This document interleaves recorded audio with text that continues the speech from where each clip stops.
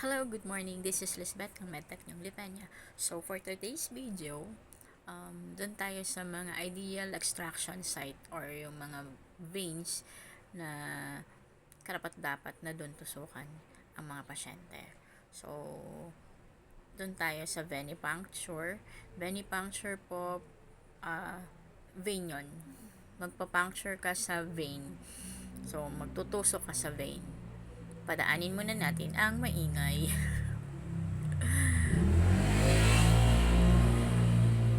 So, yon. Sa dito sa arm, andito yung tatlong site.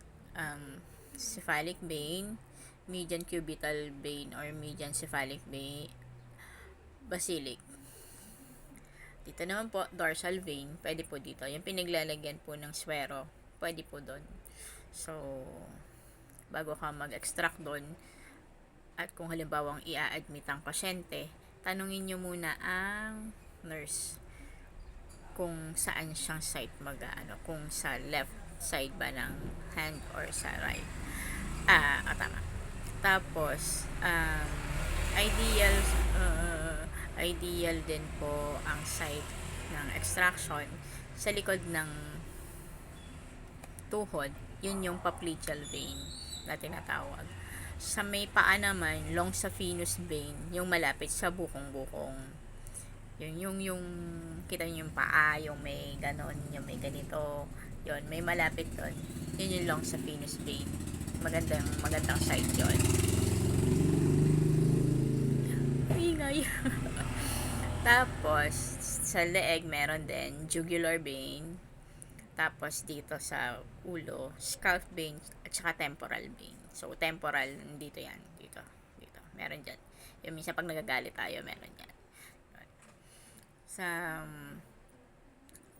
Sa skin puncture naman, dermal puncture. So, ibig sabihin, sa skin lang tayo. Tutusok, magpiprick. So, ang pagpiprick, yung nagagawa ka ng maliit na hole. Puncture. Prick, puncture. Ang puncture ay medyo malalim, mas ang prick, yung quick lang na mabilis. So, ang ideal po ay ring finger at saka ang middle finger. Middle finger, ring finger. Thumb ay hindi masyado dahil maano ang pagbibleed dito. Basta bleeder pag ganon dito sa thumb. Mableed siya. Tapos maraming nerve. Dermal. Pwede dito sa mga sa mga diabetic patient, yung mayat maya nagtitingin ng sugar para sa pagtuturok ng insulin. So, pwede dito, pwede rin dito. Yan. Dito, pwede mong i-prick. Tsaka dito. Fourth finger siguro dito ng start 1, 2, 3, 4. Sa side. Tapos sa babies, hindi kasi pwede sa heel lang ang babies kasi kung sa daliri masyadong maliliit baka tamaan yung buto. So ang ideal site po ng dermal puncture sa baby ay sa heel. 'Di ba? Ito yung dorsal ng foot. Ito yung plantar. So plantar ay dito. Huwag masyado sa dulo kasi baka rin matusok yung buto, pwedeng magka-polio or maapektuhan yung niya. Dito medyo taas, yung matambok. Pwede mo siyang i-prick ng pa-diamond, 4 agad, para yung tulo ng dugo niya pa ganun. Isang tulo lang siya. Big toe sa newborn, hindi po pwede. Kasi masyado yung maliit nga yung big toe, baka matamaan yung buto. So, ang pwede lang ay doon sa heel. Big toe pag medyo 1 year below, pero hindi pwede talaga sa newborn. Yon, pag hindi pa naiilakad kasi usually magkakalyo na yon, kaya pag hindi pa naglalakad yung baby, pwede sa big toe. Siguro pagdating ng 3 months hanggang hindi pa siya nalakad. Pwede kang magtusok doon. Ideal sites dito sa arm, nga pala, sa venipuncture. Pag dito, pinakamaganda pinakamaganda yung gitna.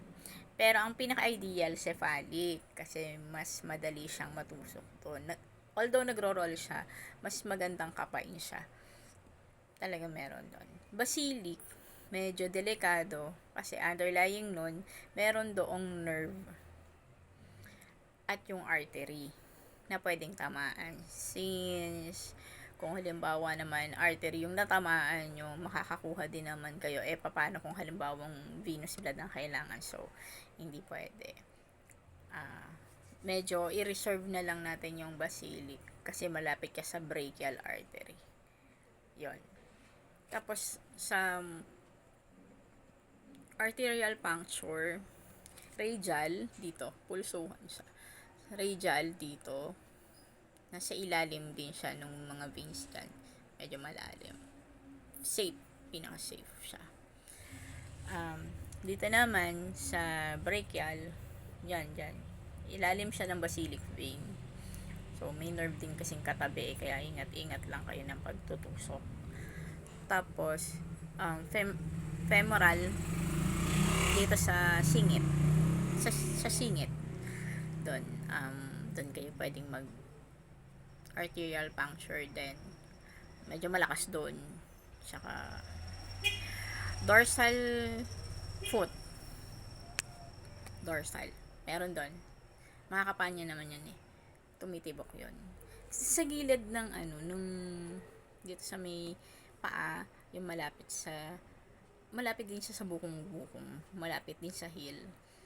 Makakapa kayo doon. Pwede din doon. Nakapag-try na akong mag-arterial puncture doon. So, yun.